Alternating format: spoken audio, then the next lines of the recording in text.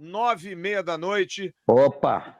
Nesse palco aí, ó, que recebe jogos da seleção do Equador. Não é o campo do Independente Del Valle. O Independente Del Valle joga em seu estádio, que é um estádio para 12 mil lugares.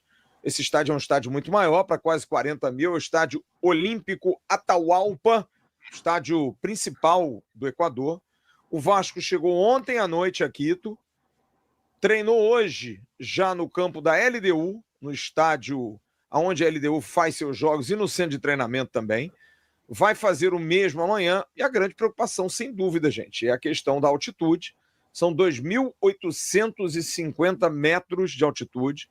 É o país com a segunda altitude que mais interfere, porque a gente tem aí a Bolívia, né, que tem grandes altitudes, Peru também tem algumas, mas o Equador também as tem. E não tem diferença, qualquer dos estádios. O estádio da LDU, o estádio do Independente Del Valle, ou esse estádio aí teria alguma diferença? Não, são todos 2.850. É o caminho que a gente vai percorrer. A gente não vai ter Felipe Coutinho, que está fora, nem viajou. O time ainda é uma grande incógnita. O técnico Fernando Diniz não levou ontem para o jogo o menino Estrela, que é um jogador da posição do Felipe Coutinho, mas que não vai começar o jogo, óbvio, mas pode vir a ser uma opção. Assim como o David, que ontem, na minha opinião, entrou bem no jogo, mostrou boa desenvoltura, mostrou, sabe, driblando, correndo, sem parecer que tá mancando, nada disso. Normal. E o Estrela não joga 10 meses, mas passa a ser uma boa opção, até porque a gente precisa entender, mais uma vez, a questão da altitude. Para quem já foi... O Ryan ainda é dúvida, Flávio? O Ryan ainda é. Problema no tornozelo, mas aí você tem segunda, teve hoje para tratar, né? Provavelmente não deve ter ido a campo, mas o Ryan é uma dúvida e time é uma grande incógnita. A gente não tem ideia do time que vai a campo, se ele vai colocar 3 zagueiros, se ele vai colocar mais volantes, se ele vai privilegiar mais do que nunca a posse de bola para tirar a velocidade do jogo. O Del Valle, como disse até o Jurandir, é líder do campeonato equatoriano. É um time que tem 3 jogadores, sendo um meia e 2 pontas, com 21 anos de idade. Quer dizer, puro suco, saúde plena. É um time que corre mais do que notícia ruim e está acostumado a jogar na altitude. Bom, começando já com o Felipe Coutinho, camisa 10, que era dúvida para o jogo de ontem. Aliás, ninguém nem soube disso. O Diniz justificou pós-partida exatamente isso. Ele teve um problema na panturrilha. Segundo o Diniz, foi a pior semana do Vasco de treinamento desses 20 dias que o Vasco teve para se preparar para o jogo com o Botafogo. E o Diniz disse que o próprio Felipe Coutinho era dúvida por conta de um problema na panturrilha. Pois bem, durante o jogo foi possível acompanhar o Garré aquecendo ainda no primeiro tempo e depois o Coutinho foi substituído no segundo tempo pelo Alex Teixeira. Aí é uma substituição que eu não consigo entender. O treinador justificou que nos treinamentos o Alex Teixeira treinou muito bem, então fez por merecer. Mas ele não consegue performar. Uma coisa que me chama a atenção, sempre que sai em defesa do Alex Teixeira, é o Fernando Diniz relembrar a passagem dele pelo Fluminense. Não, quando eu era treinador do Fluminense, ele jogou muito bem. Pô, Diniz, foi em 2023, cara. Tem 2 anos já. Ou 1 ano e meio, como queira, dependendo da época do jogo.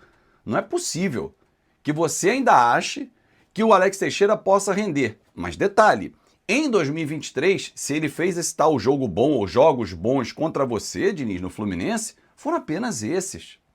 Em 2022, quando ele veio para a Série B, já não conseguiu performar. Infelizmente, é um grande jogador com uma grande história, mas hoje não consegue. Teve um lance no segundo tempo que o Montoro ou o Savarino, alguém com o ombro, jogou ele no chão e puxou o contra-ataque. Parece criança, adulto contra criança, a facilidade como tiram a bola dele. Ele não pode ser a opção para o lugar do Felipe Coutinho, desculpa. Como o Cocão não pode ser a primeira opção para o Vasco mudar o esquema tático. No meu entendimento, óbvio que a gente não assiste o treino, eles voltaram a fechar, o Vasco de forma absurda voltou a fechar o treinamento. Ah, mas está reformando o CT. Desculpa. Porque aí a gente fica com poucos argumentos, tendo que acreditar só no que é dito. E o que é mostrado em campo não bate com o treinamento. Então, leão de treino, um gatinho de jogo. Se você tira o Lucas Freitas, traz o Hugo Moura para a zaga, enfia o Jair no meio campo, tem saída de bola. Cocão não tem saída de bola. Ou botou o Cocão porque ele precisa ir para a vitrine. São coisas que são inexplicáveis, na minha avaliação. Vou voltar nesse tema ainda aqui, mas ontem vocês viram que o Vasco estreou a camisa 1, linda camisa preta do Vascão da Gama. E, bom, voltando a falar sobre o jogo de ontem. Além de não ser a primeira opção, na minha avaliação, o Cocão, o Jair não ter entrado, o Alex Teixeira ser a primeira opção, o Vasco não jogou. O Vasco não jogou. Ah, foi uma vergonha, um absurdo, o time cansou. Como é que o time cansa de novo no segundo tempo, depois de 20 dias de treinamento? Ah, a perna tá pesada. Cara, cada hora é uma desculpa. O Vasco é o time que tem mais desculpas para o seu torcedor, mas não pede desculpa para o torcedor. Ora é a bola, ora é a altitude, que vai ser terça-feira em Quito, onde a delegação já está, ora é o cansaço, ora é o preparo físico que está deficiente, porque mudou comissão técnica, ora é a perna que pesou. E o futebol? Ninguém vai falar assim, desculpa, torcedor, nós não estamos apresentando. Eu não consigo entender que em um mês de preparação, vamos tirar 10 dias, 20 dias, o time tenha caído tanto. O jogo com o São Paulo foi fantástico do Vasco. Ah, o São Paulo estava desfalcado. Não importa, eu estou olhando o jogo do Vasco, a forma como atuou. Ah, o Ryan teve uma torção de tornozelo, então não botasse o Ryan ontem não jogou absolutamente nada. Até se justifica a questão do tornozelo, mas não tem um substituto para ele? Então assim, torcedor, tem coisas que a gente olha e não consegue entender. Terça-feira tem um jogo difícil, é fora de casa, é na altitude. Felipe Coutinho já voltou para o Rio de Janeiro, com um problema na panturrilha, está fora dessa partida.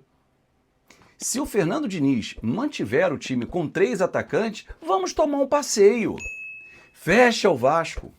Fora de casa, fecha para trazer um resultadozinho para fazer aqui em São Januário a volta. Aliás, que a diretoria não venda mais jogos também. Eu sei que tem que pagar a conta, mas a conta vai ficar muito mais alta se nós formos rebaixados. A gente não ganha em Brasília. A culpa não é só de Brasília, não. A culpa é nossa. Mas assim, a gente perde a pressão do torcedor jogando em São Januário. Torcedor esse que está lá pintando, as organizadas estão ajudando, o que é um movimento muito legal, é o movimento do Vasco, da inclusão, de todo mundo participar, da socialização. Agora, tem alguns que não gostam. Mas, cara, não vou preocupar com a Vaz Mongol. Desculpa. Vou me preocupar com você, torcedor, que está chateado, que está puto da vida. Claro, porque esse domingo estava terrível. Nós esperávamos essa volta, mas não como foi a volta. Sem dúvida nenhuma, a forma como aconteceu foi terrível. Foi terrível.